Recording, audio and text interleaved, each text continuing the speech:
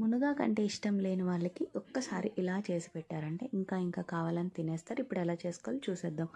శుభ్రం చేసి పక్కన పెట్టుకున్నటువంటి మునగాకుని శుభ్రంగా క్లీన్ చేసుకొని పక్కన పెట్టుకోవాలి. ఈ లోపల 2 టేబుల్ స్పూన్ పల్లీలు వేసుకుని వేయించుకొని లైట్గా గ్రైండ్ చేసి పక్కన పెట్టుకోవాలండి. కళాయిలో ఆయిల్ వేసుకుని జీలకర్ర, ఆవాలు, ఎండుమిర్చి, వెల్లుల్లిపాయ, పచ్చిమిర్చి వేసుకొని వేగిన తర్వాత కరివేపాకు కూడా వేసుకొని వేయించుకున్నాక సన్నగా పొడవుగా కట్ చేసి పెట్టుకున్నటువంటి ఉల్లిపాయలు ఎక్కువ వేసుకోవాలండి. అదే దీనికి రుచి కాబట్టి ఇవన్నీ చక్కగా మగ్గిన తర్వాత మునగాకును వేసుకోవాలి.